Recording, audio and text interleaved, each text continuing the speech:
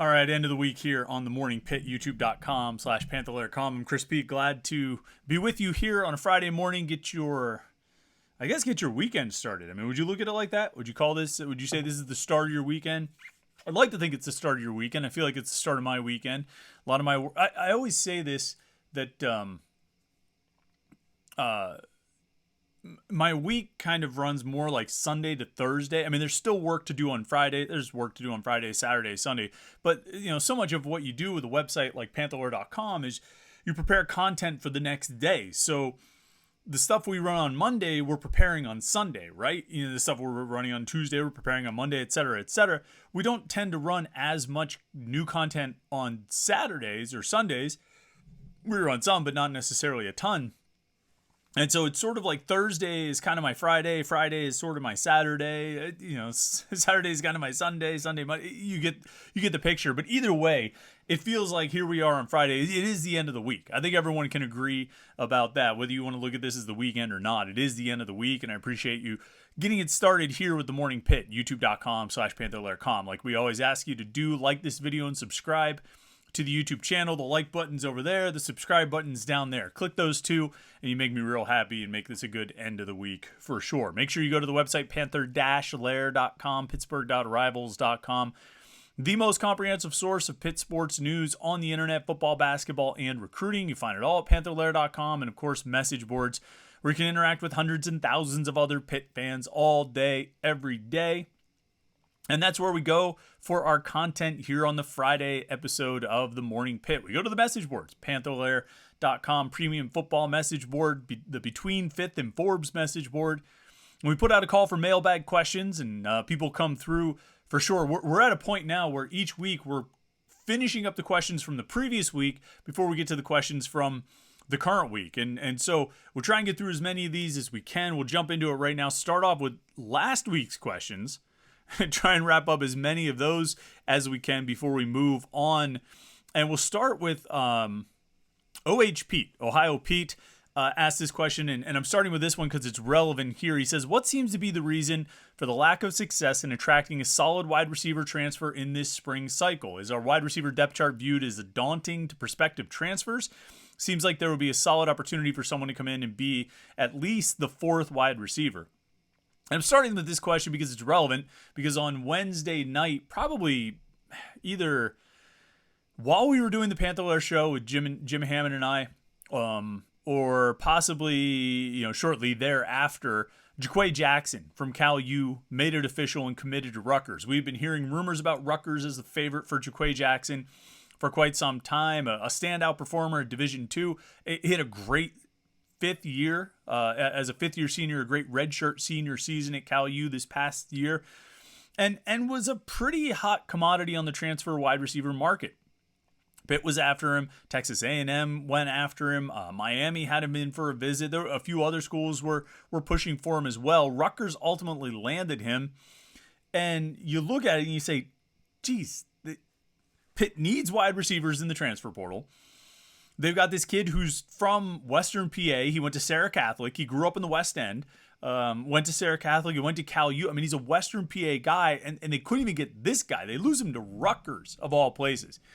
And I think the fact that he went to Rutgers is relevant here, not just necessarily as a knock on Pitt, but, I mean, he had options from Pitt, Texas A&M, Miami, like I mentioned. And he ends up choosing Rutgers, which I think sort of fits with the entire recruitment that all seemed pretty strange. I think Jaquay Jackson's recruitment seemed pretty strange throughout the whole process since he entered the transfer portal earlier this spring. And so he ends up going to Rutgers, maybe the strangest conclusion to one of the strangest recruitments that I've seen. I think there are probably a lot of reasons that he went to Rutgers. I don't think they're all necessarily an indictment on Pitt. But on the larger topic, though, I think there is something to discuss, because when you look at their spring targets in the transfer portal at wide receiver, Dylan Goffney and Jade Walker and Keon Coleman and Jaquay Jackson, there were a couple others. I forget, the one kid ended up going to like Utah or BYU or someplace like that, but they've missed on all of them. Now, they haven't gotten completely shut out by receivers in the transfer portal. They did get Dejon Reynolds way back when. Let's not forget him. He still counts as an offseason transfer portal addition. But this spring, they certainly needed Another, I mean, maybe need is too strong a word. It looks like a need from where I'm sitting right here. Maybe the coaches didn't view it as such. But I mean, I think they needed another wide receiver out of the portal this spring to fill out that depth chart, to fill out that room, and they haven't gotten it yet. A couple thoughts. One, the portal season's not over yet. It's too late for new receivers, new players to go into the transfer portal. It's now too late for them to come out. Pitt can still land a wide receiver late in the process here. And I mean, we're sitting here, it's, approaching the end of May, approaching the final third of May, not necessarily even, into June yet. So not terribly late in the process, but approaching that point of being late in the process. There's still plenty of time to get another wide receiver if the coaches are so inclined to do so, and I think they are, given that they've been attached to more wide receivers than players at any other position this spring. I think it's clear that the intentions are there. But there is still time. So we're not going to look at this as a closed book just yet, and we'll see if new targets come out, new guys emerge as potential targets or having contact with Pitt. As to why they haven't done better, why they've lost out on some of these guys. I mean, they're losing guys to like Colorado State and Rutgers, and not to put Colorado State and Rutgers on the same level, but I think you understand what I'm saying. Look, the reality is Pitt was 9th last year in pass attempts, 9th in the ACC last year in pass attempts, and 10th in pass completions. I don't think any transfer wide receivers are sitting there looking at the ACC passing game rankings, but the reality is that the perception, and not incorrect, not incorrectly, the perception is that Pitt doesn't exactly have a great passing game and that it's a run-based offense. And certainly I think the evidence supports that. The numbers support that. The perception supports that. You watch the games. I watch the games. Would you describe their offense differently other than an offense that didn't have a great, didn't have a great passing game and was run-based? I think that's the reality of it. And that's a perception that they have to shake. If they want to get a transfer wide receiver who's going to come in here with 1 year to play or 2 years to play and is looking to make an impact and make himself into a pro prospect, well, they just had a 1,000-yard receiver here last year, and he didn't get drafted. You have a lot to sell to defensive backs. You have a lot to sell to defensive linemen. I think there's going to come a point where you're going to have a pretty good sales pitch for offensive linemen, to be honest. But you don't have it with wide receivers right now. The best guy you had left after 2 years, and he has gone on to be a first-round draft pick, but you're not getting any credit for that. And that was a guy who was great playing with a different quarterback in a different offense with a different coordinator. You don't have any real... you don't have anything really working in your favor right now when you're trying to attract a transfer wide receiver. The best you have is, an opportunity for playing time, a depth chart opportunity, and then hopefully you can create a strong relationship with Tyquan Underwood. That's the recruiting pitch right now. It's not coming into, let's say Mark Whipple stayed for 2022. Right? And Kenny Pickett left, but Jordan Addison was coming back. And, you were coming off this success where you had this Biletnikoff Award winner and a Heisman Trophy finalist and an offense that was high-flying and scoring all over the place and throwing the ball all over the place. You probably have had a better opportunity or better success landing transfer wide receivers, but you don't have that in your corner right now. And you can't even point back to 2 years ago and say, look at what we did when we had the right quarterback and this and that. You can't point back to that because it was a different coordinator. And if you point back to Frank Cignetti's history, I think Cignetti knows how to use the personnel he has. I think he's got a good feel for that, but his history is not necessarily one of a prolific passing attack. And I think that is, I don't want to go so far as to say it's hurting Pitt, but it's not helping them land a transfer wide receiver. And so here they are, still looking. And maybe they end up going into the season with Mumfield, Means, and Reynolds, and then a whole bunch of who knows what behind them. And there might be good players behind them. We shouldn't just automatically dismiss the freshmen, but they're going to be freshmen. They're going to be playing significant roles at wide receiver this season, unless they get another transfer or two. JBuck3394 says, why isn't Matt Gonsalves playing left tackle or at least mentioned as an option for playing there? I know he has played more at right tackle the past 2 seasons given Gabe Hoy's injuries, and I don't love shuffling the line around, but it seems odd to me that he isn't mentioned for that position, given the following. And he goes and runs down a bunch of reasons why Matt Gonsalves should be playing left tackle. And so I'll say this. I don't have a good reason of why the coaches prefer him at right tackle and prefer to use Branson Taylor and Ryan Baer at left tackle. I don't have a good explanation for that. I can't answer it.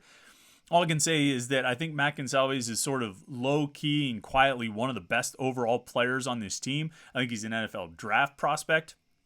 Probably after this season, even though he'll have another year of eligibility remaining, it would be huge for Pitt if they could get him back for 2024 as well and get another starting season out of him. I think he's going to be really good this year. I think he's going to be a pro player, in 2 years.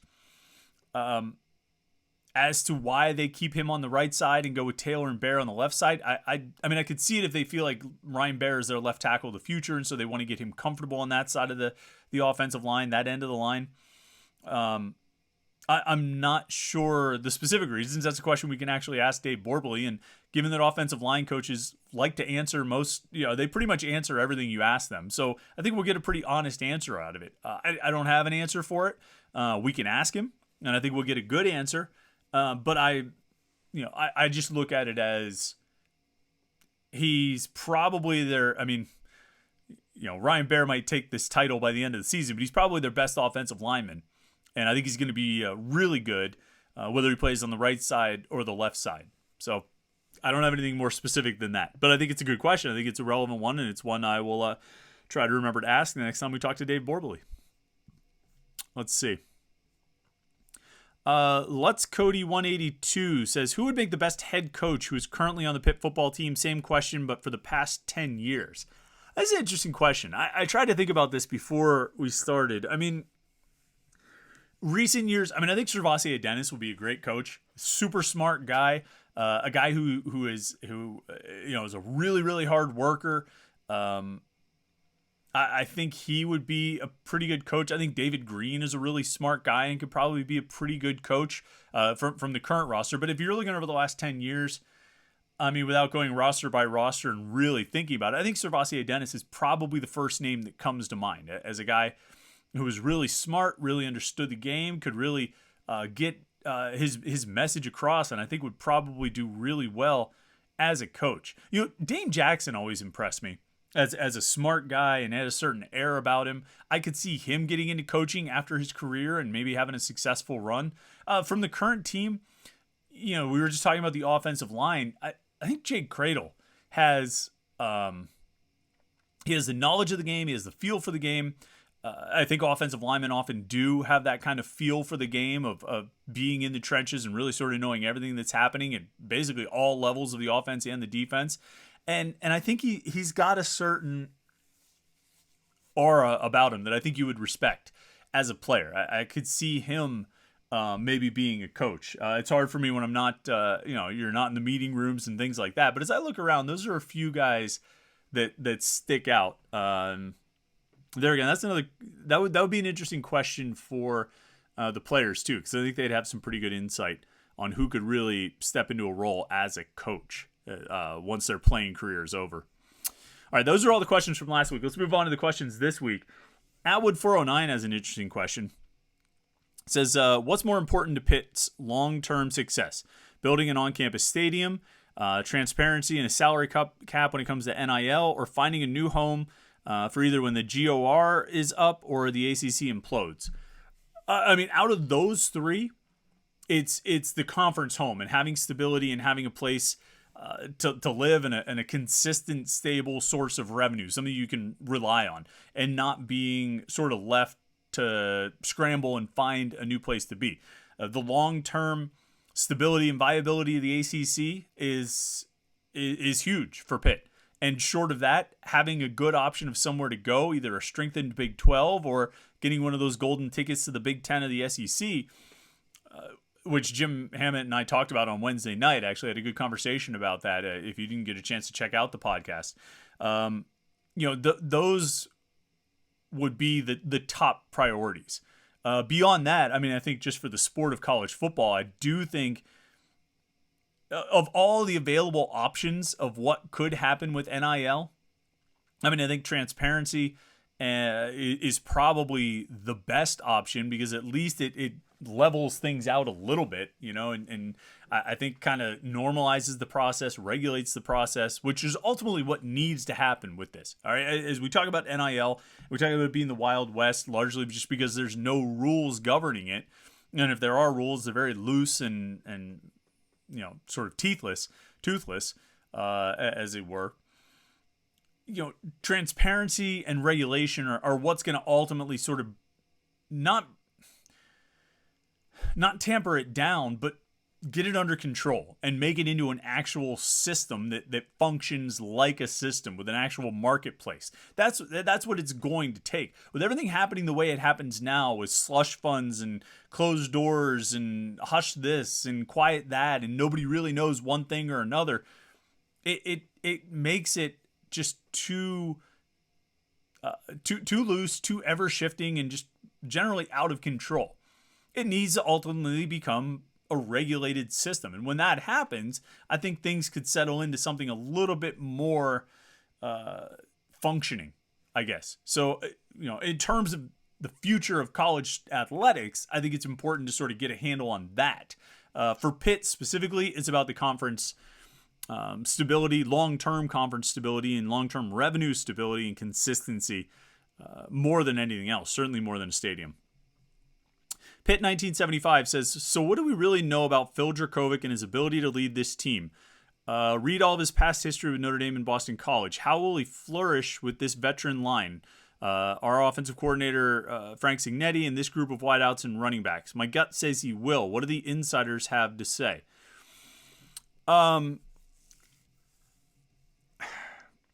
So I would say this. When I would talk to people during spring camp and I would ask about Phil Jurkovec, most of the feedback I would get was about him physically, how he was throwing the ball. And some people would say, oh, he's throwing it better than he ever had since he got to college. And some people would say, well, the ball looks great, but there's some accuracy concerns. And that was most of the feed. I never heard any real concerns voiced about leadership. I think if Phil Jurkovec goes out there and steps up and makes plays, makes big throws, takes a few hits, keeps a few plays alive, and makes some big plays, you get the respect. Kenny Pickett, there's sort of some famous stories about him asserting his leadership early on, but I think he also kind of earned it. Like I tell this story often. After the Miami game in 2017, I remember interviewing Brian O'Neill. He was sitting they used to, when they would do the interviews, post-game interviews back then at Heinz Field, pre-pandemic, they would, Pat Narduzzi or the head coach, whoever would talk, and then they would bring in 5 or 6 players and sort of scatter them around the room, and you could kind of go around and talk to whoever you wanted to talk to. You could just, I don't really need to talk to him, I'm going to go talk to him. And sometimes you get an opportunity to talk to a guy one-on-one. Everybody else would be off, all the other writers would be talking to other people, and you just got a chance to chat with someone. And I was in this situation with Brian O'Neill, and I was like, tell me about Kenny, like in the huddle. Like when did he really was there a moment where he just kind of really seemed to step into that role as the leader of the offense and leader of the huddle? And he said, there was one point, this is what Brian O'Neill said. He said there was one point where we were in the huddle and somebody wasn't paying attention as Kenny was calling the play or whatever. And Kenny grabbed him by the face mask and said, listen, you got to listen. Now, presumably this is an upperclassman. Kenny Pickett's a freshman. And presumably he's grabbing the helmet of an upperclassman, which that's an assertive move. That's an aggressive move. But at that point, you're in that Miami game where Kenny Pickett's making some big time plays to keep Pitt in the game and give Pitt a chance to win. You need that. If Phil Jurkovec goes out and makes big throws and keeps plays alive and makes big plays and helps them start to win games, he's going to have that respect. All right. I think personality has a lot to do with it. But you got to be able to back it up. Whatever you're attempting to be, you have to back it up on the field. And so I haven't heard any negatives about Jurkovec's leadership. It seems like he gets along with everybody. It seems like everybody's friends. He needs to go out and make the plays in the season, and he'll become a great leader, I think, as an extension of that. There was a follow-up question to that. Celts fan says, following up on the Jurkovec topic, I would like to get your opinion on whether you think he will run this offense better than Patty. The offense looked pretty darn good with Patty running in it. And if Jurkovec is better, which I think he is, that should be very encouraging for our offense. That's what Celts fan says. Nick Patty ran the offense fine. I think we're going to look back at the Sun Bowl and, really talk it up. Nick Patty completed less than 50% of his passes in that game for 225 yards, 1 touchdown, and 1 interception. Now, he made some gigantic plays. I will never take away from what Nick Patty did in that game. Certainly on the final drive when he ran for a first down was one of the ballsiest plays I've seen by a Pitt football player in a long time. I mean, that probably surpasses the fake slide. And, Kenny Pickett had a run. Or maybe was it a 4th down run against Clemson in 2021, or it was he ran for a first down against Clemson in 2021, and the play ultimately effectively clinched the game, and it was one of the more emotional moments I've seen out of Kenny on the field, at least during his Pitt career. Nick Patty made a huge play there, and he made a huge plays all over that game for sure. But let's remember, the offense in that game scored 3 touchdowns, and 2 of them were rushing touchdowns, Rodney Hammond touchdowns. They scored, what did they end up with? 37 points in that game? 37-35. They scored 37 points, but Ben Sauls made how many field goals? 1, 2, 3, 4, 5. So 37 points, 15 of those come from Ben Sauls kicking field goals. It's not like the offense all of a sudden became a juggernaut in that last game. I mean, you put up 37 points, even if a lot of it comes from field goals, you're doing well. I'm not going to say that Nick Patty didn't run the offense better than Keaton Slovis. I'm just saying I'm not going to go over the top and say, boy, that was the offense operating at its peak. They scored 3 touchdowns. You need to do better than 3 touchdowns in college football. You can't have 3 touchdowns as a goal. And, in most cases, if you only score 3 touchdowns, you're probably going to lose unless you get 5 field goals like Pitt got in that Sun Bowl. But I digress. Can Phil Jurkovec run the offense better than Patty did in the Sun Bowl? We're led to believe he can. We're led to believe that his background with Frank Cignetti, his familiarity with the offense, will give him, better tools to run it. That Cignetti and Jurkovec's time spent working together, their history together, will give Cignetti, a better idea of what to call for Jurkovec, and give Jurkovec a better idea of how to operate Cignetti's offense. This is what it's supposed to be. This is how it's supposed to work. It's anybody's guess if it's actually going to come to fruition, but that's what it's supposed to be. Is that this familiarity? He's Cignetti's hand-picked quarterback. This is the guy Cignetti wanted to run the offense in 2023. I mean, it's supposed to work because they know each other and they've been together and worked together for 3 years or 2 years or however long it was. We'll find out. We'll find out. All right, I think let me see if there was anything else I wanted to get to.